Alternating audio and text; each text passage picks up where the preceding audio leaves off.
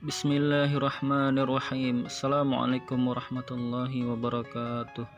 Hai sahabat santri, pada kesempatan kali ini saya akan membahas tentang hewan yang diharamkan yang dimakan oleh umat Islam.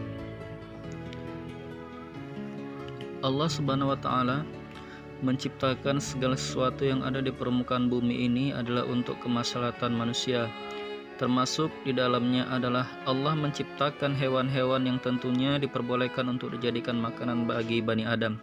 Sebagaimana Allah Ta'ala berfirman dalam Quran Surah Al-Baqarah ayat 29 yang berbunyi, Huwallazi khalaqa lakum ma fil ard jami'an summa stawa ila samai fasawahunna sab'a samawati wa huwa bikulli syai'in alim. Artinya dialah Allah yang menjadikan segala yang ada di bumi untuk kamu, dan dia berkehendak menciptakan langit, lalu dijadikannya 7 langit, dan dia maha mengetahui segala sesuatu. Namun merupakan bentuk kesempurnaan kasih sayang Allah kepada manusia adalah Allah memerintahkan mereka hanya untuk memakan makanan yang halal lagi baik saja.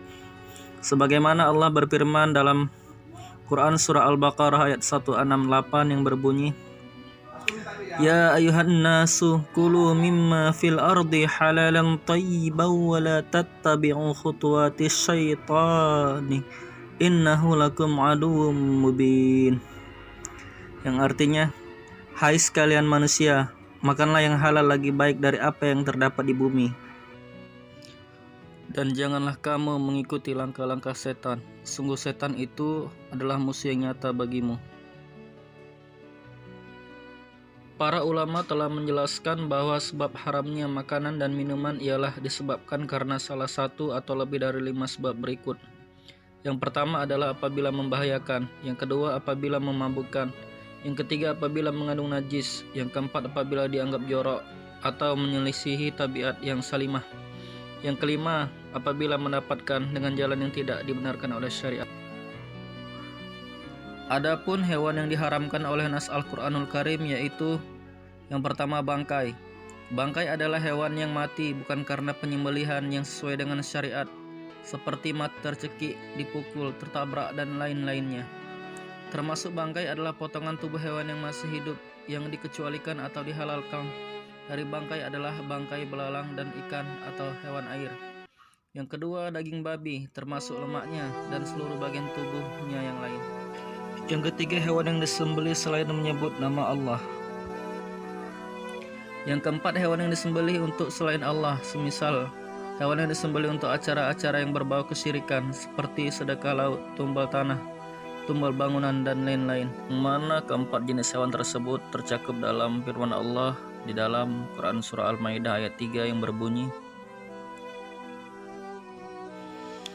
Hurimat alaikumul maitatu wad-damu wa lahmul khinziri wa ma uhilla li ghairillah bih wal munkhaniqatu wal mawquzatu wal mutaradiyah wan natihatu wa ma akalas subu'u illa ma zakaitum wa ma zubiha 'alan nusubi wa an tastaqsimu.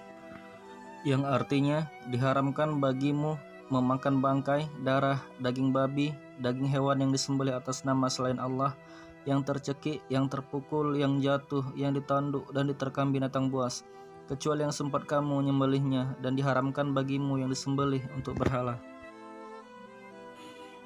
Dan adapun hewan yang diharamkan menurut hadis Rasulullah SAW yaitu diantaranya yang pertama adalah keledai jinak, sebagaimana di dalam hadis yang dikutip Ibnu Umar radhiyallahu anhuma disebutkan bahwasannya Rasulullah SAW melarang mengkonsumsi daging keledai jinak. Yang kedua adalah segala hewan yang bertaring. Abu Sa'labah radhiyallahu anhu berkata, Nabi SAW melarang kami memakan setiap hewan bertaring yang buas. Yang ketiga yaitu segala jenis burung yang bercakar tajam seperti burung pemangsa, sebagaimana di dalam hadis Nabi SAW melarang memakan setiap hewan bertaring yang buas dan burung yang bercakar tajam. Hadis riwayat Muslim. Yang keempat adalah jalalah. Jalalah adalah hewan halal yang mayoritas makanan utamanya adalah barang najis sehingga menjadi haram dimakan dan diminum susunya. Ibnu Umar radhiyallahu anhuma berkata, Rasulullah Shallallahu alaihi wasallam melarang memakan daging jalalah dan meminum susunya. Hadis riwayat Abu Dawud, At-Tirmidzi dan Ibnu Majah. Yang kelima tikus, yang keenam kalajengking, yang ketujuh burung gagak, yang kedelapan anjing galak, yang kesembilan ular, yang ke-10 cicak atau tokek.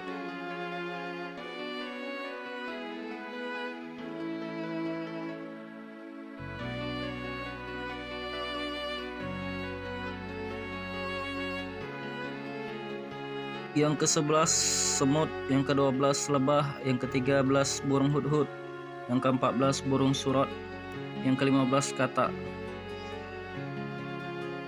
Selain hewan-hewan di atas, para ulama memiliki beberapa kaidah fikih dalam menentukan hukum akan haramnya suatu binatang yang belum ada nasnya yang jelas, baik dari Al-Quran maupun As-Sunnah As-Sahih, yaitu setiap hewan yang memakan benda najis dan menjijikan, kemudian setiap hewan yang dilahirkan dari hasil silang antara binatang halal dan binatang haram, yang ketiga setiap serangga yang membahayakan.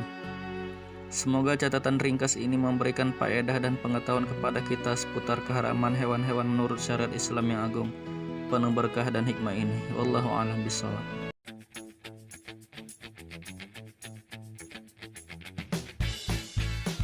Jangan lupa follow Instagram saya, WhatsApp, dan Facebook, dan jangan lupa klik like, share, and subscribe agar dapat video-video menarik lainnya.